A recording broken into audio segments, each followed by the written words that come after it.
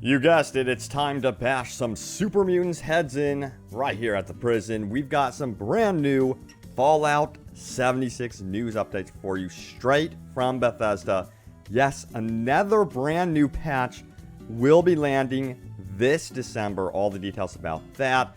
And then also an update about the canvas bag fiasco. Bethesda is going to do right by customers. An update with that one. And then also some notes about mods in Fallout 76. Should you really be using them?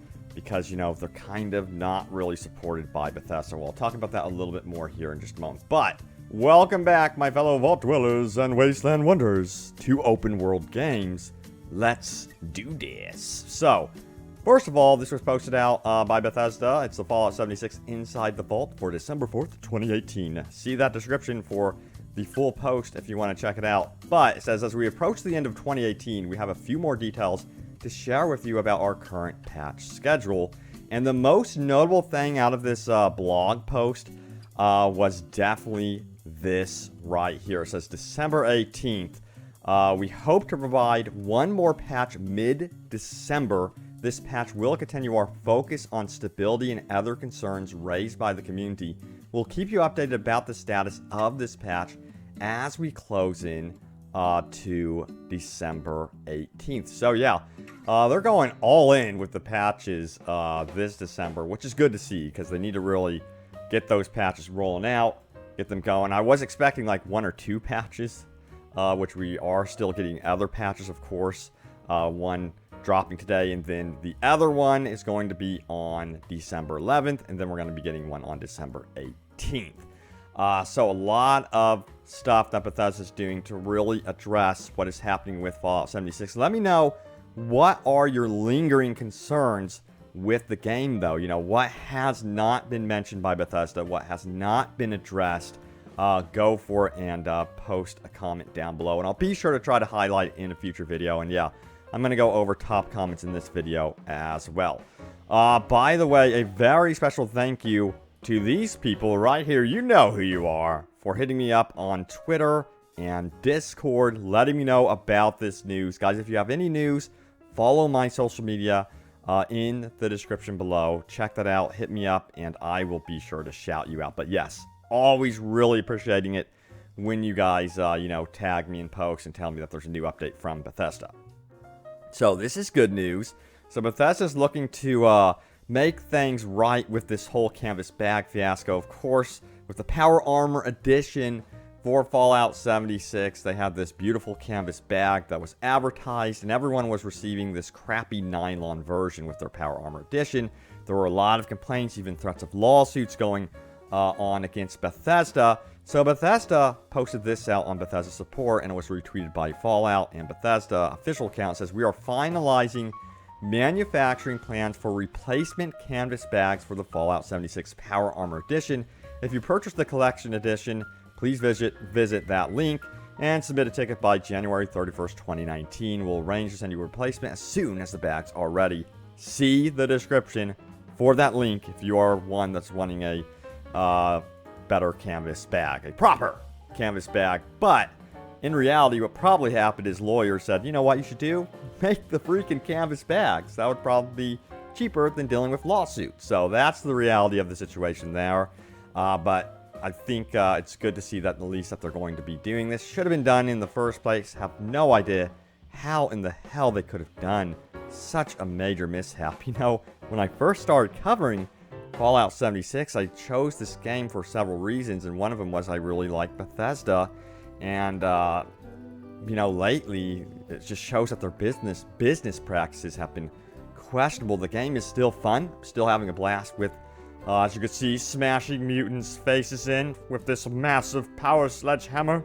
But yeah, I'm still having fun with it, but at the same time, the issues with Bethesda themselves, they got to get their act together quick, like real fast in the long term as well, when we're looking at things like Starfield, Elder Scrolls 6, the gaming industry, and also, you know, the gaming community. They're just not going to put up with it. They want to be treated with respect, and it's good to see, again, that at least they're doing this. But I think it was the lawyers.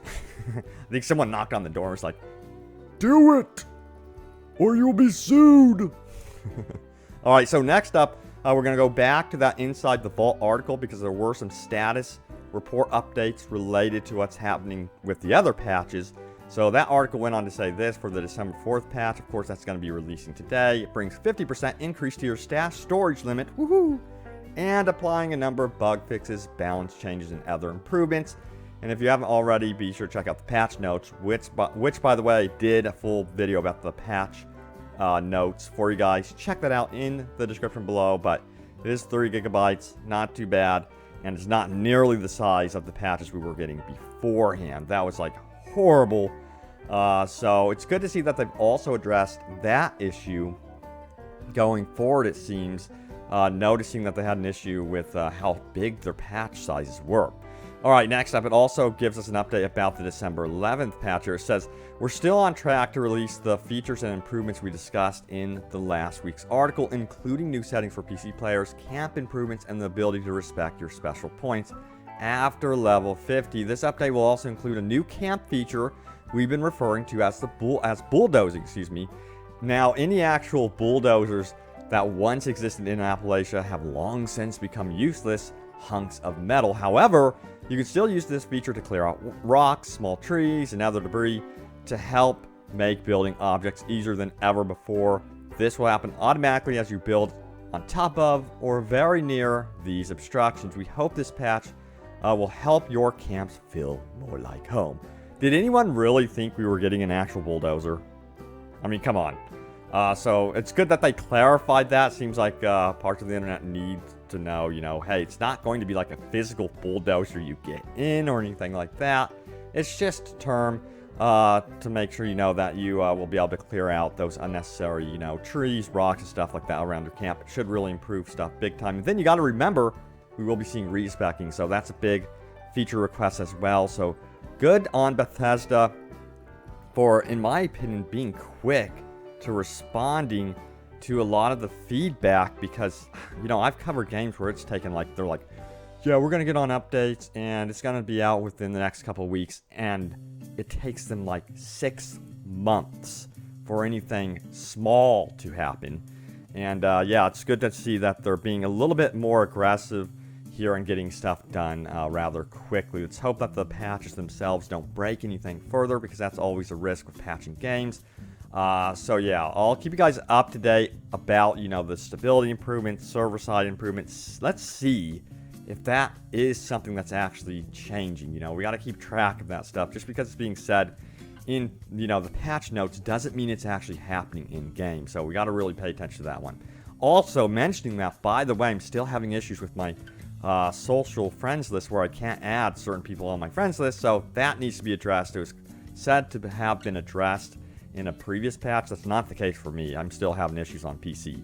Okay, also, this is interesting. So this was discovered recently about mods on PC for Fallout 76. Are you risking your account, you know, your character, by using mods in Fallout 76? Now, I know with Star Wars Battlefront 2, when I was covering that game, mods were not supported online, and if you did take those mods online, you would get banned in many cases.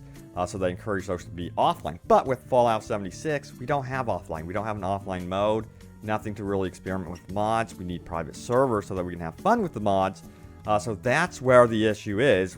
Again, Star Wars Battlefront 2, hey, at least you could take the game offline and experiment with the mods in arcade mode.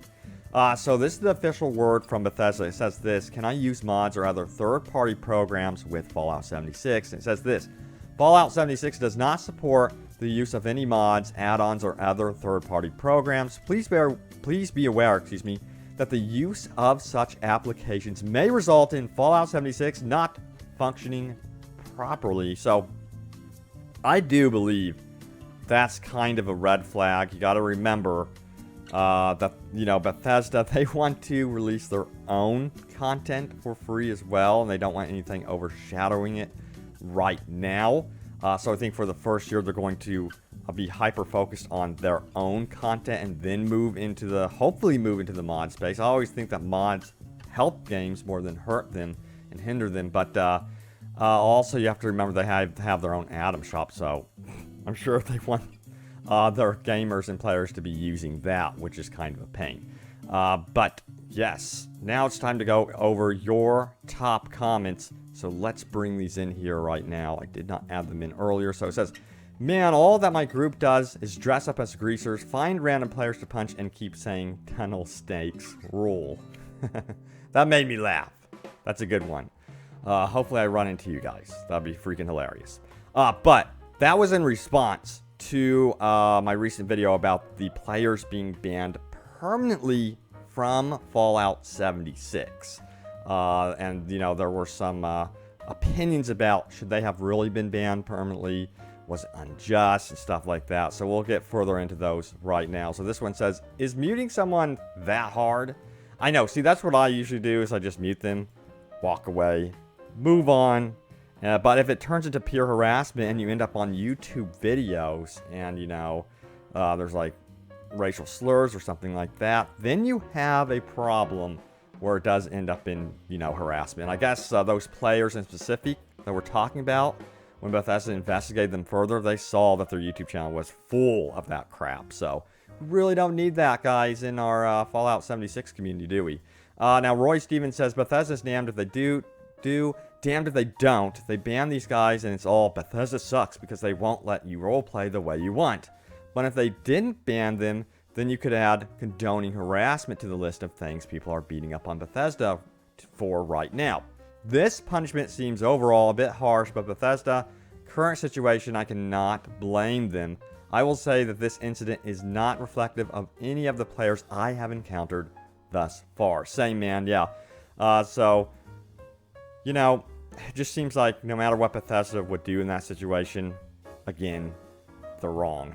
Or they're right. It's just a double-edged sword. But personally, I think that's not needed in the community, especially given all the negativity already surrounding Fallout 76. So I think that's important for Bethesda to, you know, have the message that our game is a safe place for basically everyone to play, and you don't have to worry about harassment. I think that's the message that they are getting across, though. But guys, thank you so much for your comments. Really appreciate them. Yeah, leave a comment down below. If you find any news about anything, let me know. By the way, I'm also covering Cyberpunk 2077. Lately, I noticed that you guys really did enjoy that video. I enjoyed covering that game, so I'm going to continue covering it, and I cannot wait to get more into, you know, any reveals and news about that one. The Game Awards are fast approaching, by the way, so stay tuned here. 2 open-world games. You're going to want to tune in around December 6th, and all through mid-December, believe me, it's gonna be freaking awesome. Thank you guys so much for watching. Stay tuned for more, and I will see you back in the wasteland. Take care.